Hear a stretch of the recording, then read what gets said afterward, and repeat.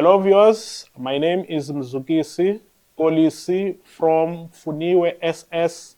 Welcome to ECDoE Broadcast Studio. Today's lesson is about Paper 1 overview, and I will be covering those overview in your full understanding.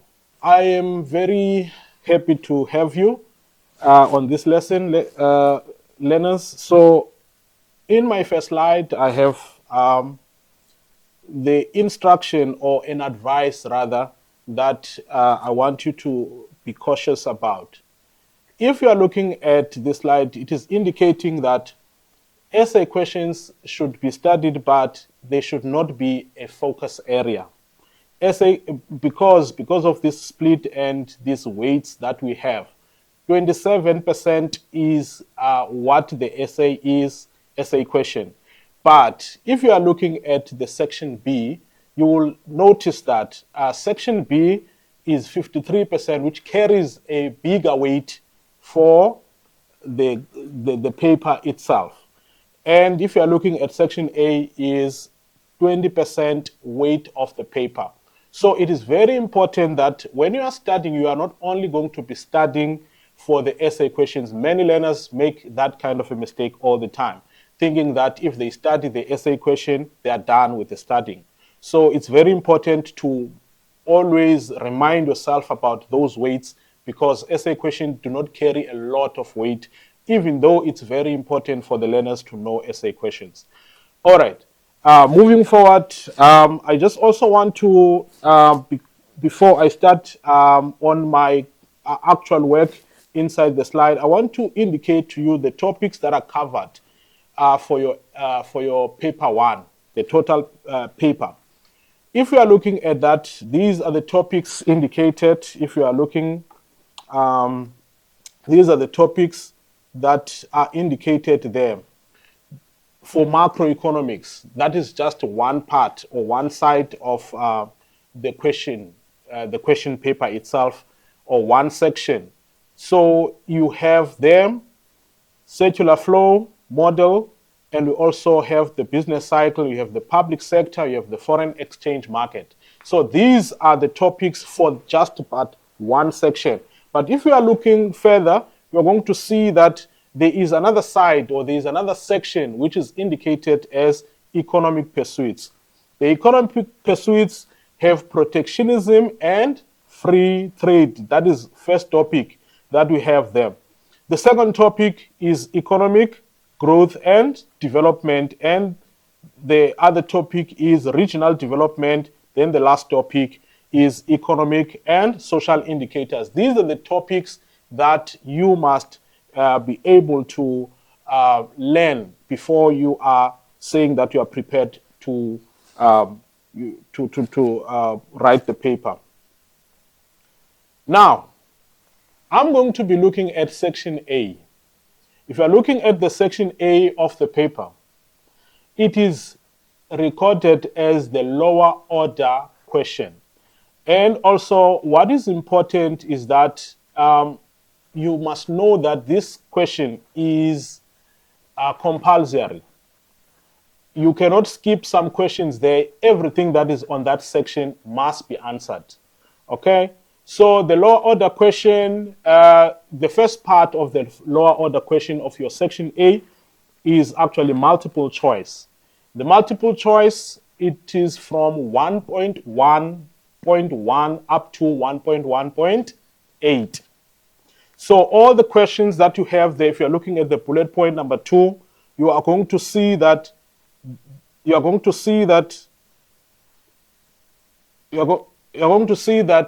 those bullet points there are going to is telling us that you have 2 marks for each question. 2 marks for each question, and it is up to a total of 16 marks. Another important thing that is important to note for us is that the questions on the multiple choice are a hybrid of the 2 sections which I've indicated earlier on the slide, that you have macroeconomics and pursuits. If we are looking at the last bullet there on our multiple choice, we can see that our letters are equally distributed or allocated across the questions. I will prove that at a later stage. I will show you that using the previous question paper. But maybe you can also do the same due diligence and go back and find out from the previous question papers. You will see that in looking at the memorandums. All right. Then the other part of the lower order question, which is section A, is column A, column B, which is moving from 1.2.1 to 1.2.8, and looking at the column, the bullet point number 2, it indicates that it is 1 mark for each question. So it is slightly different from the multiple choice. Slightly different from the multiple choice because it counts for 1 mark each. Then those 4 marks are per topic, which are going to be equal to 8. Moving on to another slide. The last part now of the section A is one word, the definition of a term. The definition of a term. So it is very important also there to note some of the things that are indicated. Obviously, it moved from also 1.3.1 up to 1.3.6. But also it is important to note that there are some things that you cannot do. For instance, you are not allowed to abbreviate. When, for instance, it is indicated that there is production that happens within the boundaries of the country, you cannot say GDP there. You need to say gross domestic product in full. Also, the acronyms are not used or the examples are not used. We need an accurate terminology for that definition that you are going to be given. And also important to note that section A is compulsory, as I've already indicated, at a total of 30 marks out of 100. Now, I just want to come back now to what I've promised you. I said that I'm going to show you how is multiple choice looking like. If you are looking at it, it is from 1.1.1 up to 1.1.8. So I'm not going to, because of time, I'm not going to be looking at all the questions and try to read the questions to answer them. But I've also incorporated the memorandum in the very same slide. So just check that. I want to prove for you what I've indicated, that the letters on the multiple choice are allocated equally. So what I've done, if you are looking at that slide, what I've done, I've taken the previous question paper, paper 1. I've taken that question paper and I've used that section A that was written last year. So if you are looking at the screen there, if you're looking at my slide, you are going to note that this is the source, exactly the source where I've taken the question paper from. The question paper from last year's examination, final exam 2024, as indicated at the top there. That is the source, okay? So I will show you now how the split goes about in terms of allocating the letters. Now, let's look at it. All right. If you are looking at that, you will note exactly what I just said. Maybe let me take you through to with it in terms of looking at the allocation of the letters. Let's start first with the first letter. The first letter is D. If you are looking at that, it is allocated 2 letters for each and every one throughout the questions. The questions from 1.1.1 to 1.1.8. So I'll take you through that together. So if you are looking at the first letter is D. So let's look at D. Then we take it down. And check if we have another D. There we have another D. And we can confirm that below that there is no other D. Then let's go to C, which is the following letter. There is C. Can we check if also we have, maybe let me use a different mark. So if we are looking at C, we can see there that there is one C. Let's go down and we see the second C. Do we have any other C? No. If you go down up until 1.1.8, there is no other C. If now we move from the other one, which is now which is B, you can see that here is B, and we go down and check if there is not any other D. Here is another D, and we can see that there are two. B. There is another B. There are two B's there. Then we move from that and we look at A, and we can see that there is A there. But do we have any other A? Yes, we have another A, which is complete now. So the allocation of letters is 2 for all the questions. So we have about 2 letters for all the questions. So I wanted you to remember that all the time. All right, moving on from section A. Now we are on section B, which is a total of up to 80 marks, which is the 53% weight of the paper that I've indicated earlier on when I was showing you the first slide. So if you are looking at that section B, you will see that, as I've indicated, that it is macroeconomics. That is where you're going to get the first part of the section in economics in paper 1, which is macroeconomics. That is your question 2. So when you're going to your paper, you are writing on that particular day, you need to be aware of that your question 2 is macroeconomics, always in paper 1.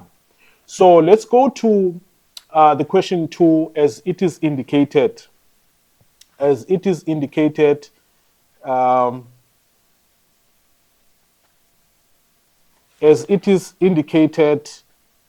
the slide, you can see them. It has got 2.1.1. So it is meant to relax you. Okay, it is meant to relax you. That question, it's a lower order question. So it will be asking you things like, name 2 things. All right, for instance, they would probably say, name 2 theories that are used to stimulate economy or stimulate the business cycle. Then you would know, okay, I will have to remember that it is a Keynesian and the monetarist or endogenous or exogenous explanation theory. So it's something like that, just to relax you there, because there will be, some middle order questions. There will be also some a little bit higher order questions in that very same question. So 2.1.1 carries that kind of a question. But 2.1.2 is a middle order question, which is asking you or is questioning you on your understanding, because we are trying to check if you can be able to apply some of the information. So it's an application question. So it will ask you how, it will ask you why, it will also ask you what. So you are linking the details or the information that you have learned from the theory or from the content that you have learned in class and that you have been studying. You are going to apply that, like for instance, how is the MPC, for instance, going to influence the size of the national income or the size of the multiplier? How, if it changes, how is it going to influence the economy as a whole, positive or negative? But you don't answer like that, but you I'm just trying to explain what the question is looking for, whether if the MPC is increasing or the MPC is decreasing, how is it going to influence the totality of the economy or the national income? All right. So after that, you are going to have a question on 2.2. The 2.2, and also you are going to have 2.3 question. So the 2.2 is actually a data response where you are going to have something like a table, a graph, an extract where you are going to be looking at also a cartoon and respond according to what is asked in the following questions. So this is two data response questions, middle order in its nature. It's in middle order in its nature. So if we are looking at our bullet points at the bottom there, the first one, we can see there it says items in the data response questions must be scaffolded from easy to difficult. So the questions are from easy to difficult. So we're going to have easy questions. We're also going to have some difficult questions there that will check your proper understanding of the content.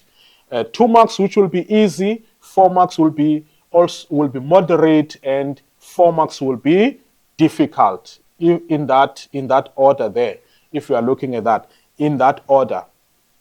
Then the bullet point number 2, it says the answers to the first questions, 1 mark each, may appear in the data, but will be one of application. So what it simply says there, if you are looking at that, what it simply says there, not all the questions are going to be asking exactly something that is on the diagram or is on the cartoon or is on the graph.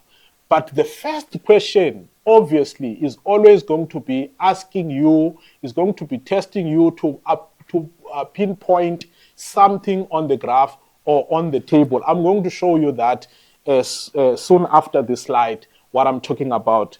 I'm going to elaborate more for your full understanding in that one. Also, looking at the last bullet point, data response questions give a context on what aspect to be assessed, and answers would not necessarily appear on the data. That's exactly what I was saying there, okay? Not all the answers are found easy on the table, on the graph, on the extract, and so on and so forth. Okay, so let's unpack that. Let's unpack that further. Then we in that very same question we have 2.4, which is the middle order and higher order question. The 2.4 is middle order in nature. It will ask you questions like explain, discuss, distinguish, differentiate, meaning to say that you've got now to have the details about your subtopics to tell, to give the examiner the feedback in details. So if you are looking at that, there's an allocation of marks there. There's an allocation of marks there. The allocation of marks is 8 marks. Now, 8 marks, how do you obtain that 8 marks? You obtain that 8 marks by at least elaborating 4 good points that are going to convince that you understand the topic itself. Okay? So not less than that.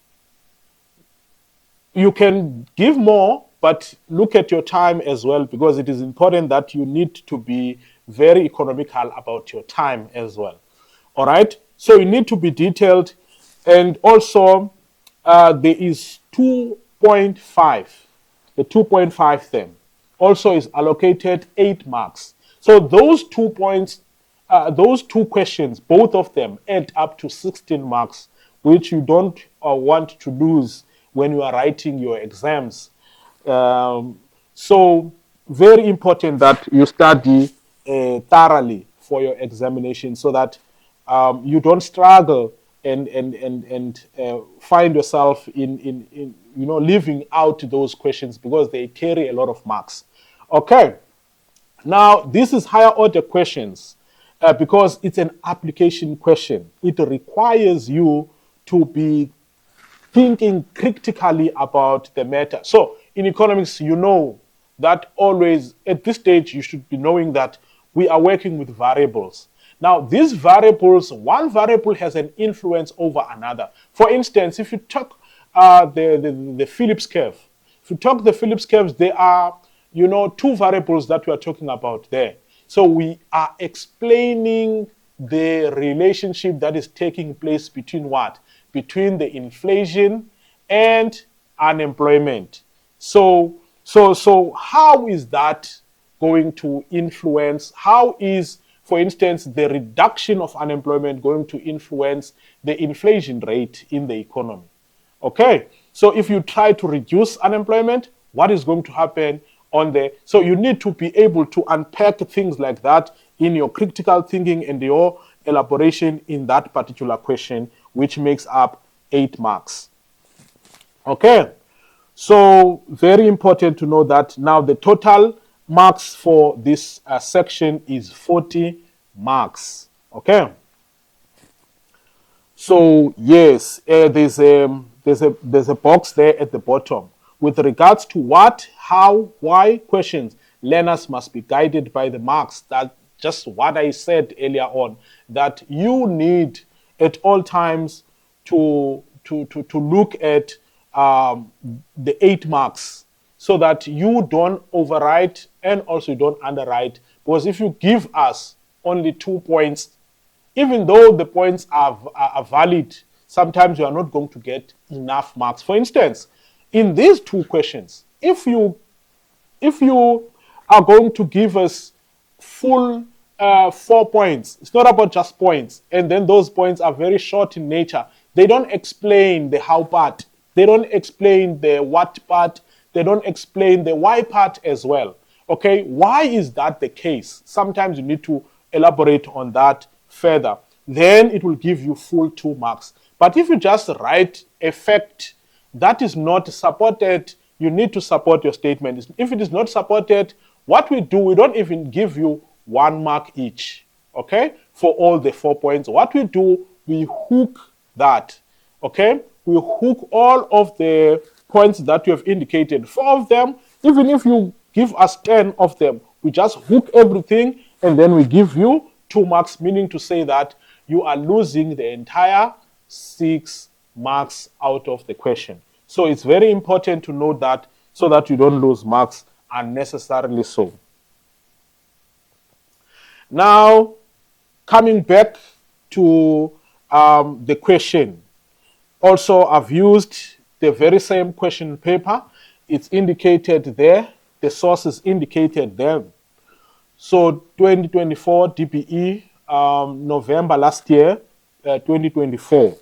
So if you are looking at that, that's exactly what I was showing you in the earlier slides, the 2 slides before this one, the previous 2 slides before this one. If you are looking at 2.3, this is where the question is asking us information pertaining the graph, like it is indicated on the previous slide, that you are going to have a graph, you're going to have an extract, you're going to have a cartoon, whatever the case may be. But this one, the learners were given a graph. This is a multiplier diagram. I believe you can see that. This is a multiplier diagram. But let's look at what they've said. They said, if you remember, I believe that you are a learner that remembers what is being said. Now, if you are looking at the first question there, remember what they said. They said that usually the question that is the first question is going to be information that is indicated on the table or on the graph or on the extract, or is going to be information that is on the cartoon itself that is before you. But look at that question 2.3.1. That is the first question. What does it say? It says identify the value of the marginal propensity to consume, MPC in brackets, in the graph above. So your question is asking you to identify meaning to say that their information is there on the diagram. So here it is. Can you see that? Before y. So it is 0,5. That is your MPC. Don't say 0,5y because that is not your MPC. Your MPC is 0,5 only. Okay. And if you continue, what also they've said that not everything that is going to be asked is going to be there. All right. But the first one you are going to be given is going to be on the diagram. Okay. Or on the table or on the graph, whatever it is that you're going to be given at that particular time. I'm not going to narrow you on only this. There could be any of those, all right, depending on what the examiner has decided on. 2.3.2, name any one participant in two-sector economy. All right, now you are required to remember what is two-sector economy there first before you answer that question. But there's only a heading that talks about two-sector economy, but there is no information about the two-sector economy that is, there. For instance, it is written, this is two-sector economy, this is business. This is one of the two-sector economy, and this is the other one. But you are to remember, because the two-sector economy is made up of a closed economy, which captures households and businesses, okay, for this question. So it's not strictly from that, but at least it's something that you ought to remember, you are expected to remember as a learner. Okay, so continuously you will see the questions differ. Now they are asking you about the multiplier, but they are not asking you directly questions that are going to be pinpointed on the graph itself. Can you see that as it goes down, you are required to apply yourself? There are the questions changing. This is the 4 marks that was indicated to be easy. This one is the 4 marks that is indicated to be difficult. Then there is those 8 marks question that I said this one is what to call middle order question. There is the higher order question on the 8 marks. And looking at the following slide, it is responding to those questions all together. Can you see? There's 0,5, the MPC that you've taken straight from the graph. They are your households or consumers for the participants, two-sector economy. They are your businesses or producers or the firms that are also indicated. Then there is a response of all the other questions. Briefly describe the term autonomous consumption. You ought to know what is autonomous consumption there, and then you must explain. And obviously, some of the questions, you are not going to get exactly the same definition that is indicated there, but we know what we are looking for. All right, so you can go through those answers on the question on the slide at a later stage. Then let's look at the last question. Let's look at the other question on the slide. You can see that this one is asking you to calculate. There are different approaches of calculating the multiplier that was required according to that method there. Okay, so I'm not going to go in details with that, but I was just showing you the structure. Remember, we're doing the overview and the structure of the question paper.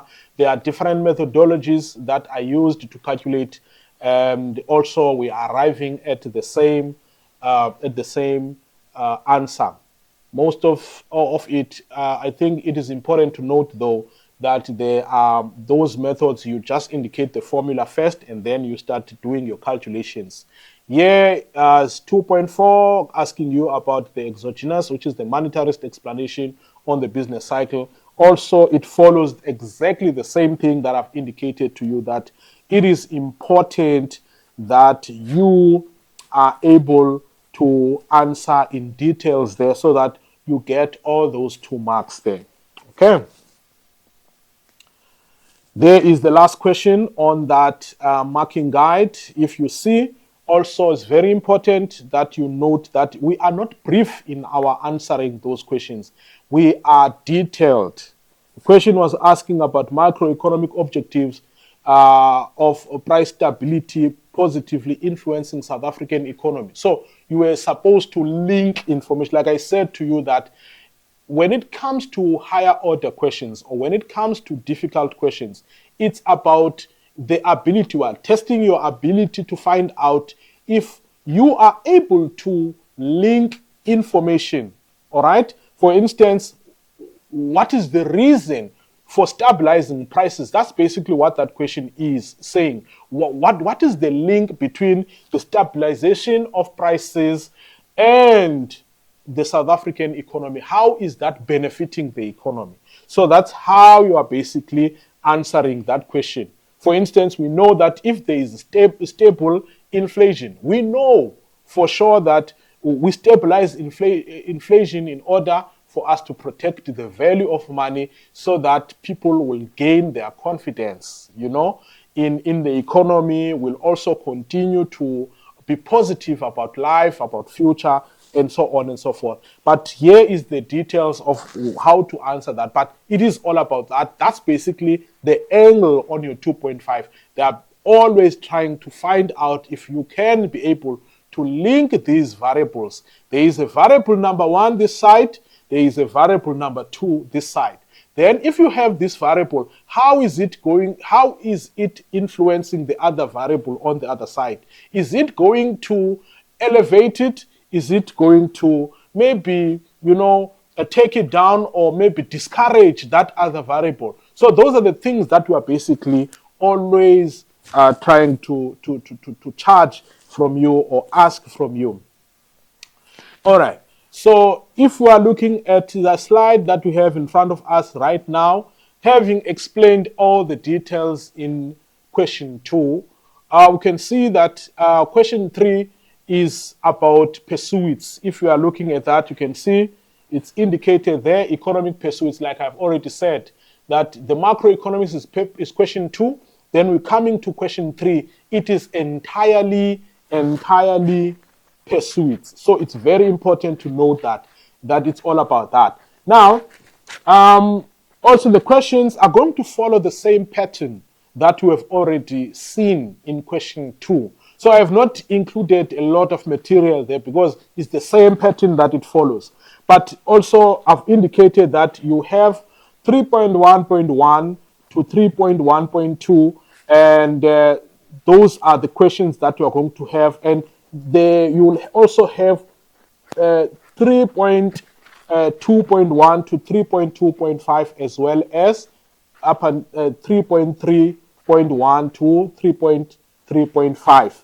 And those are the questions that you are going to have before you get to 3.4 and 3.5. Okay, so this is following the very same structure. I won't be spending much time, but if you are trying to find out how is it structured, if you are going to look at what I've already explained in question 2, which is how the questions are structured, but the same marks also allocation is the same. Okay, lower order question. But what I've done, because I did not want to do the same thing for question 3, what I've done, I've just gone straight to the question paper, and I've extracted from also, this one is from 2022, the final exams. I like to use final exams because we are preparing for the final exams, obviously. Okay, we want to make sure that you guys getting your level 7s. All right, so if you are looking at that, here it is 3.1.1. Okay, 3.1.1. Here we go again. Like I said in your 2.1.1, it is always asking you about 2 things. Okay, you just need to list those things. Don't spend a lot of time. Don't try to describe. Don't try to elaborate. Just name those things because you'll be wasting your time. Just name that. Say, name any 2 forms of economic integration. Okay, you just name them. All right, you don't have to try to explain and elaborate. Okay, then why do people often migrate to the cities? Now, can you see once again, it is going back to the very same thing on what we said about 2.1.2. It is also in 3.1.2. They are asking you how. Okay, so that is always the structure, and that is full 4 marks for those two questions. Okay, then 3.2, like 2.2 is looking like, as I've indicated earlier on for your question 2. You can see that there is a cartoon there. There we are looking at our guy there. In the middle, international trade liberalization.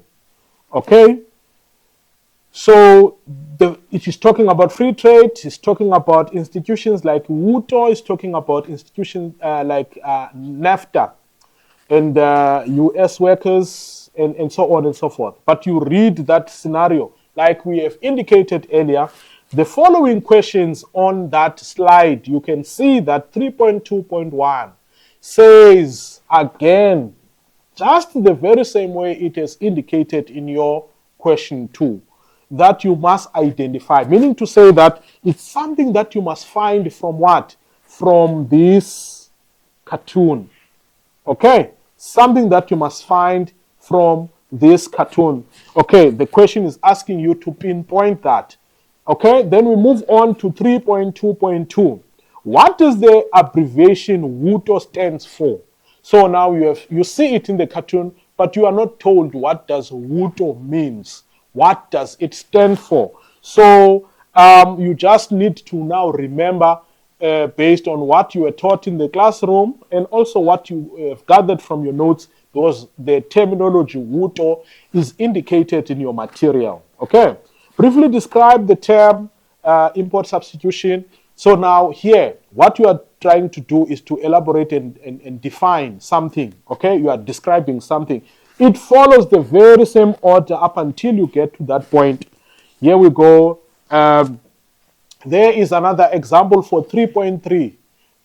I didn't have an example for 2.3 earlier, but I have now the example for 3.3. Can you see that it has the table there, or the graph there? Okay, it has a graph there, and in that graph there is information again.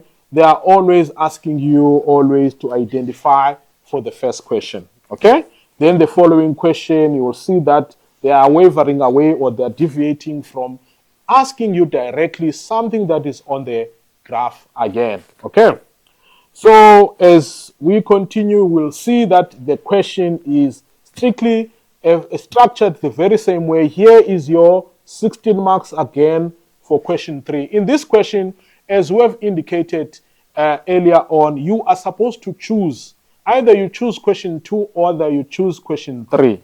Okay? So there are 3 questions, but you must choose 2. Okay. Or let me tell you now, let me not wait until later. Let me tell you now what happens. We want to caution learners not to ever try to say they are going to answer all the questions. Then the markers are going to see which one is better. No, we don't do like that. So you must be at the position to choose for yourself which question to answer. Because if you do that, if you say that I'm going to write all the questions and then the markers must choose what question to mark, maybe they will do it for you at your school. But when the questions are marked at a national level now, where we are going for marking for final exams, what is going to happen is that we mark the first 2 questions.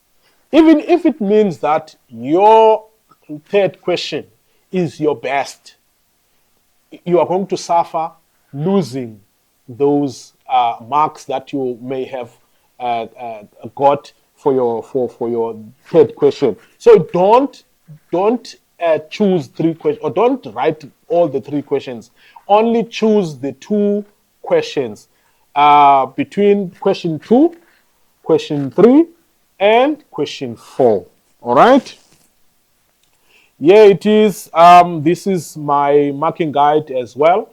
This marking guide is responding to the questions we had above. Okay, I'm not going to go through the answers. So, if we are looking at this now, what we are saying is that it is very important. I don't want to wait until maybe at a later stage, at the last question, which is the question 4. But let me remind you something, that it is important for you to remember that you are not to write all the questions.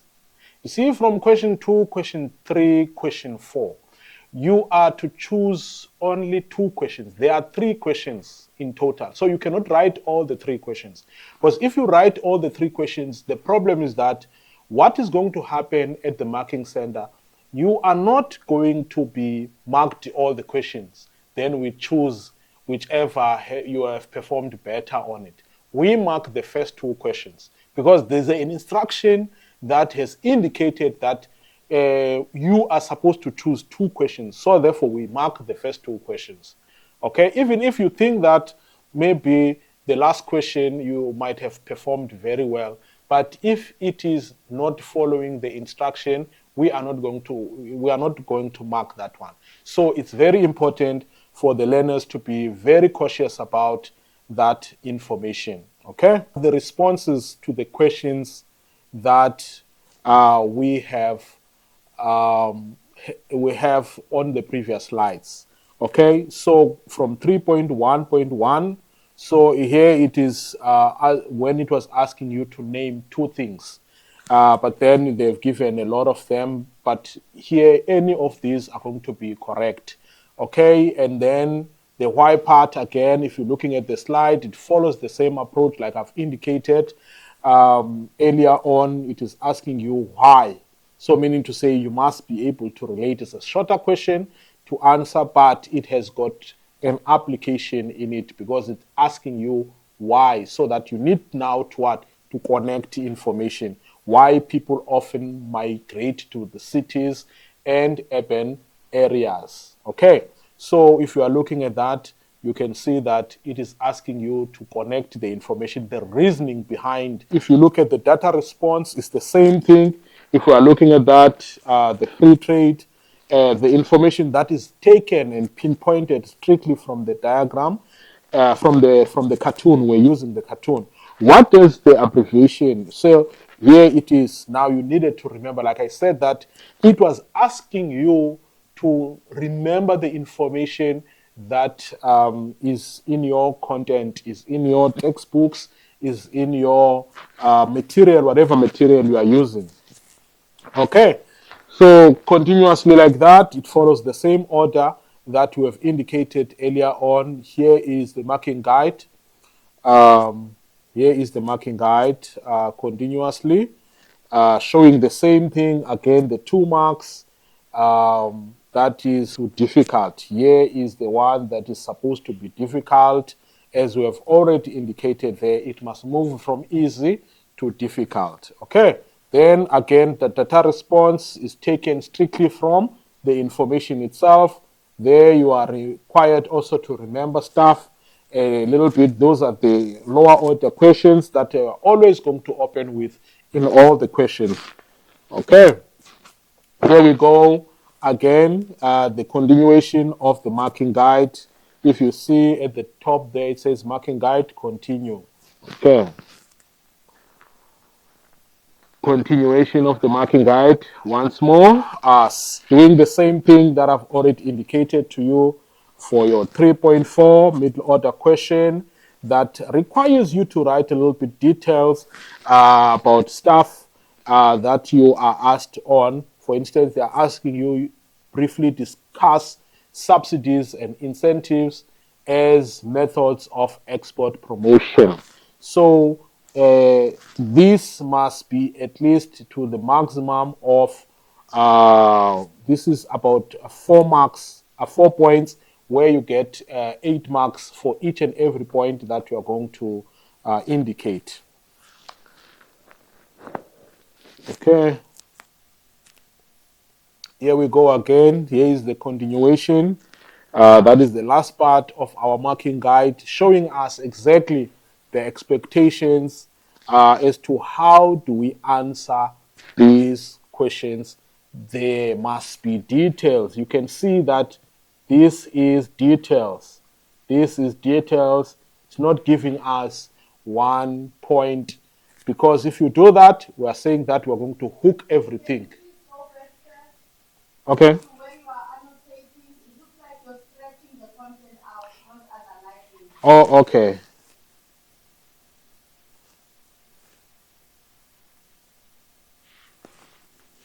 Okay, let me just do the tick instead. Okay. So you can start from the top of the slide. Okay.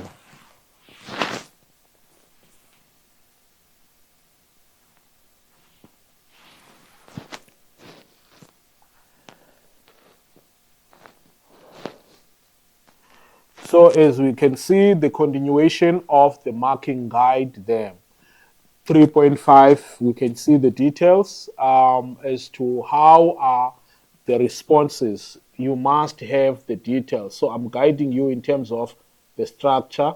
So can you see that it has got about 3 lines in it detailing and giving the information on the evaluation of South Africa's regional development policies in terms of international trade benchmarking. So all of them, you will note that looking at all the bullet point, all of them, they have more details. They are giving more information. So like I said, for your paper, I mean for your question 2, it does the very same thing. Okay. Moving on to question 4, which is the hybrid of both macroeconomics and pursuits. Remember, your question 2 was macroeconomics. Your question 3 was pursuits, purely pursuits. Okay? So what happens, we have the mix on the last question for section B now. We have the mix of those questions. This is to balance the questions. Now, if you are looking at the question 2, when a learner chooses question 2, it's because that learner most of the time is inclined or know much about macroeconomics.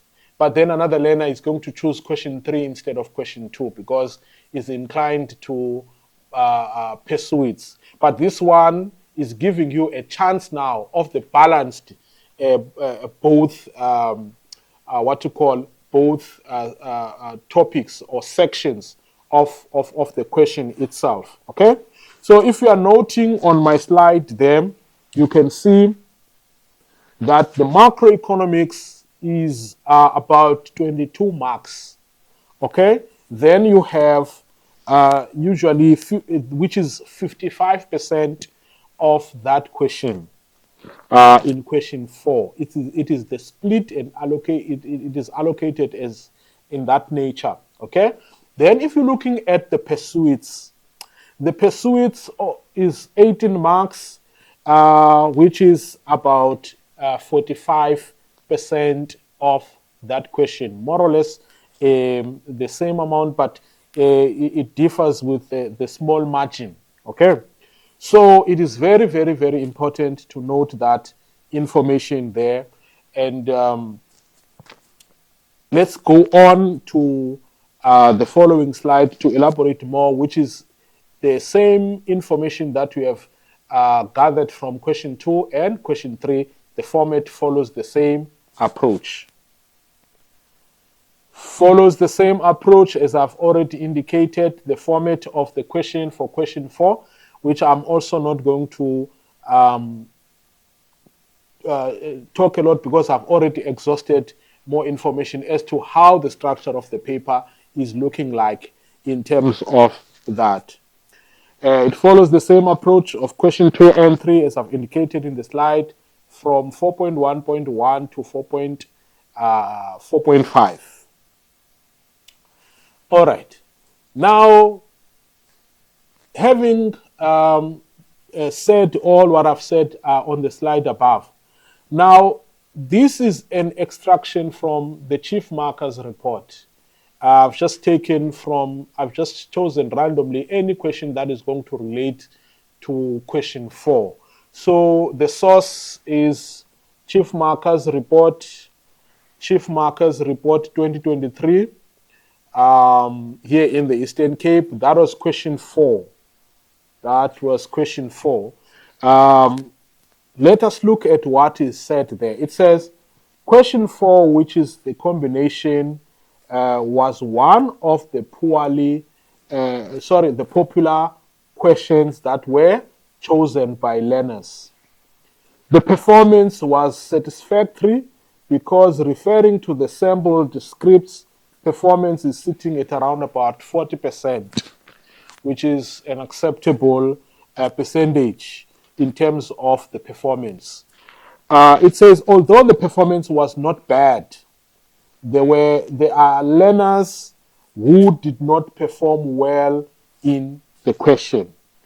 Questions that were poorly answered were these questions: 4.2.4, 4.2.5, 4.3.4, and then 4.4 and 4.5.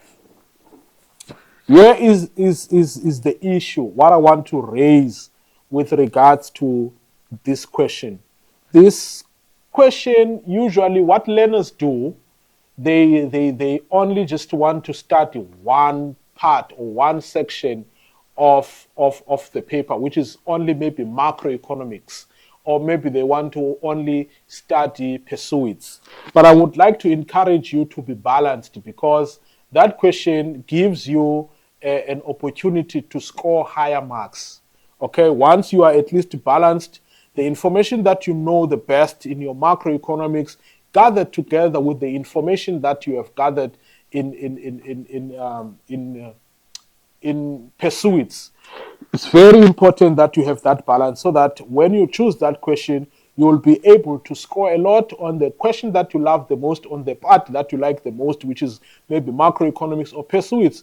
Then you are going to collect some marks as well on the other one that probably you are not strong in terms of understanding and comprehending of the question. Now, what I want to indicate with 4.2.4 and 4.2.5, you can see that these are the questions that we indicated earlier on, that these are, middle order, higher order questions. Okay, because this is where the details are required the most. So those are the things that you need to take into account. There is a document which is called the exam guide. Look at the exam guide. You will see the hints in terms of what questions are mostly asked in the detailed form. They are going to indicate with a bold, on the exam guide. So it's important for you to take some hints there and use also the previous question papers, so that you are familiar with the line of questioning, so that you are not going to find yourself in this challenge or problem with the learners that have answered the question in the previous year. All right. We are moving on to the last part of the question. We have concluded the section B. Now we are moving on to the essay questions, which is the section C. There is a note there. I've extracted this strictly from the exam guide. It's there indicated in the exam guide. It says there, let's go together, let's read that. All topics were discuss in detail, examine in detail, compare and contrast in detail, appear should be regarded as essay topics for the next 3-year cycle. All right? So that information is clearly explaining to us that if you look at that document, the exam guide, that is for 2021 up until still existing for until now. That exam guide is explaining to us that our essay questions are indicated there in bold, and they have a lifespan of, excuse me, the lifespan of 3-year cycle. They have a 3-year cycle, meaning to say, if I'm counting a 3-year cycle, if the essay question is examined this year, so I'll be counting the 3-year cycle before that question paper comes again to be examined. All right. So I'm going to count. We are now in 2025. We're going to say 2026, 2027, 2028. That's the 3-year cycle. Then that essay question will come back after the 3-year cycle. But I'm going to tell you something concerning that, because there was a circular regarding that information on the following slide.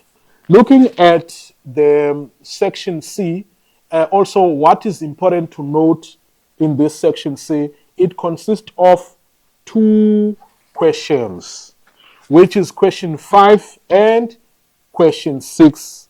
Candidate must choose only one. Also in this question, you cannot write both questions, because if you do so, we mark the first one.